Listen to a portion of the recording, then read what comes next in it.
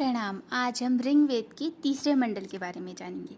ऋग्वेद का तीसरा मंडल मुख्यतः ऋषि विश्वामित्र के नाम से जुड़ा हुआ है और इसमें लगभग 62 सूक्त हैं।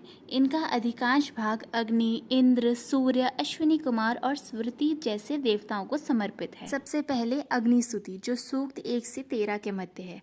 अर्थ है कि अग्नि को यज्ञों का प्रणेता, देवताओं का दूत और मानवों का सहायक बताया गया है। इससे हमें सीख मिलती है कि मन की पवित्रता, कार्य में अनुशासन और प्रगति के लिए सतत प्रेरणा की आवश्यकता है। दूसरा है इंद्र स्तुति, जो सूक्त 14 से लेकर 53 तक है, जिसका अर्थ है इंद्र को वर्षों के दाता, असुरों के संहारक, बल और पराक्रम के प्रतीक के रूप में वर्णित किया गया है। इससे हमें सीख मिलती है कि जीवन में संघर्ष से पीछे न हटना, आत्मविश्वास और सहायता से हर बाधा को पार करना। तीसरा अश्विनी कुमार, सूक्त 54 से लेकर 56।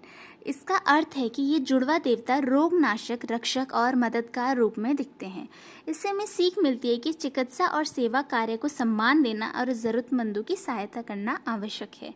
चौथा सविता और सूर्य देव की स्तुति, सूक्त 57 से लेकर 61। इसमें सविता को प्रेरणादायक, रचनात्मक शक्ति और सूर्य को प्रकाश प्रदाता कहा गया है। इससे हमें सीख मिलती है कि ज्ञान प्राप्ति नियमित जीवन में प्रकाश की खोज करती है। पांचवा गायत्री मंत्र, सूक्त 62, जिसका अर्थ है कि हम उस परम तेजस्वी देव सविता का ध्यान करें जो हमारी बुद्धि को सही दिशा में प्रेरित करे। इससे हमें सीख मिलती है विवेकपूर्ण निर्णय लेने में और सही और गलत में भेद समझने में। इस मंडल का अर्थ और संदेश यह है कि सबसे पहले यज्ञ और अग्नि, जीवन में सकारात्मकता, ऊर्जा, शुद्धता और सतत प्रयास की आवश्यकता है। दूसरा इंद्र की विजय, विपत्तियों पर साहस, पराक्रम और सामूहिक प्रयास से विजय पाई जा सकती है। तीसरा है गायत्री मंत्र का सार, ज्ञान, विवेक और सत्य मार्ग की ओर प्रेरणा। चौथा आता है सविता और सूर्य उपासना, नियमित अनुशासन और प्रकाश की खोज, ज्ञान की ओर बढ़ना। पांचवा अश्विनी कुमार का संदेश, समय पर सहायता और सेवा भावना का महत्व।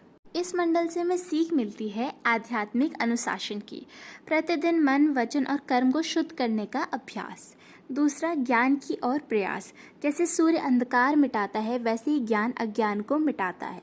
तीसरा साहस और पराक्रम, जीवन की कठिनाइयों से लड़ने में धैर्य और निडरता। चौथा सहयोग की भावना, देवता एक दूसरे के साथ मिलकर कार्य करते हैं, वैसे ही मनुष्य को समाज में मिलकर रहना चाहिए।